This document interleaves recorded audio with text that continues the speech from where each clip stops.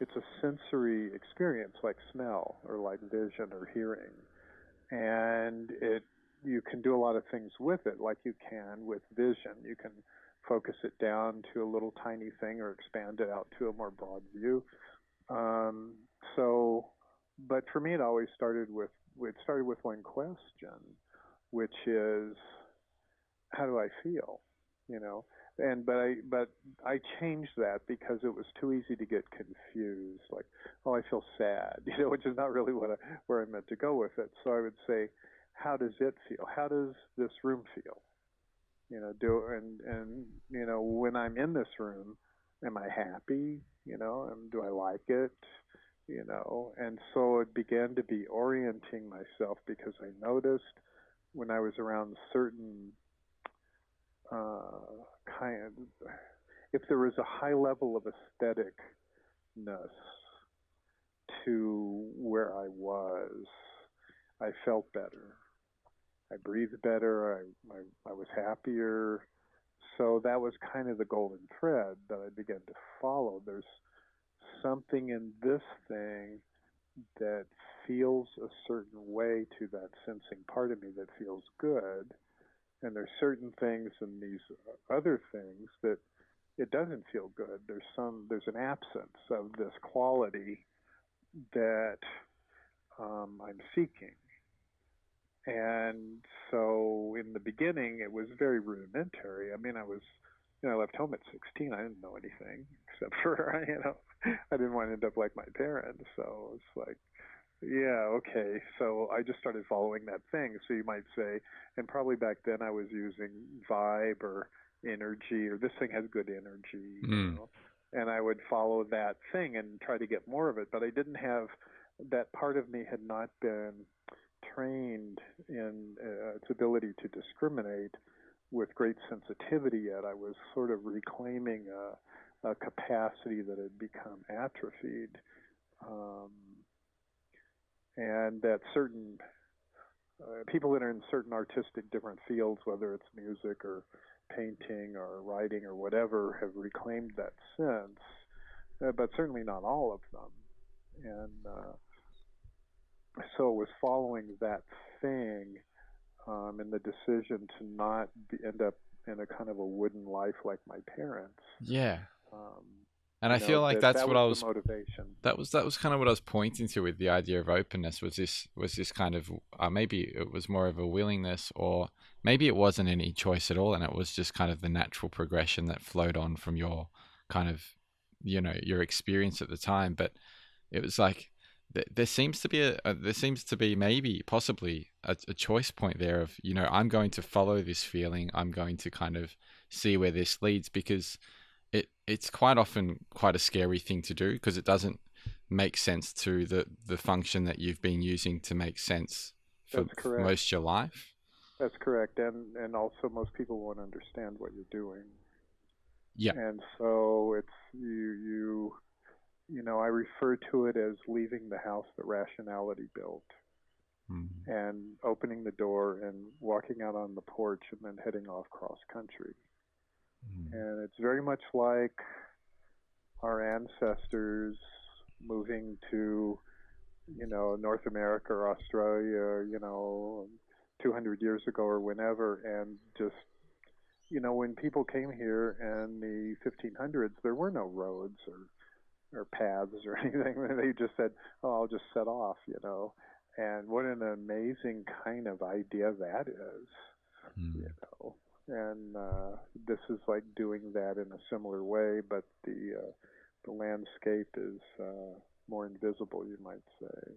And is there more to the training process that you've discovered rather than just taking that leap over and over again and kind of, moving into it more and more over time? Is there anything else that you could point to in terms of this training that you mentioned? Well, it's training the discriminatory sense. Like, okay, I like this clay pot, but I don't like that clay pot. Hmm. Why? Ah, Why do I okay. have that feeling toward this one and that one? Have you started the recording yet? Yeah, it's been recording from the beginning, but I can cut out Okay. anything you don't want to talk Okay, about. good. Okay, where are we in this whole process? I don't know Yeah, how I'm supposed yeah. to. I But still don't anyway, know okay. what's going on, you know? Okay, so good. I'm glad you did. So anyway, okay, so let me tell you this story. Okay, so there's these three guys, and I've written it out in a huge amount of detail in one of the books I'm working on now. But there's these three guys up in Canada, and they decided, just because they were young and they had the time, that they were going to build a canoe in the old way, the way indigenous people did in Canada long before them. And so they did. They spent a long time building a birch bark canoe and, using pine tar to seal the joints. And they carved all of the wooden struts and everything and made the paddles by hand. And then it was a pretty big canoe, it's three of them, and they're gonna sail all the way. Will paddle all the way across Canada, okay? And it's going to take them a whole year. So anyway, they spend months making the canoe, and then when spring comes, they start on the East Coast, and I have traced out the whole pathway, which I don't remember, and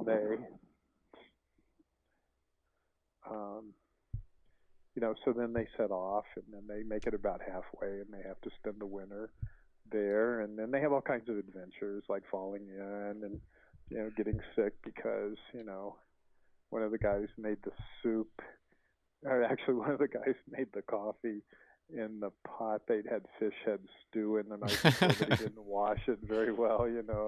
So all these different kinds of adventures, and they go across the whole thing, and all these amazing adventures happen to them, and then they get to the other side of Canada, and they actually go up north, and they come out into this sea, you know, and they were so close, they just kept going, and so they come up, and it's dark, and there's no lights anywhere because they're very far from any kind of cities or anything, and they come out, and the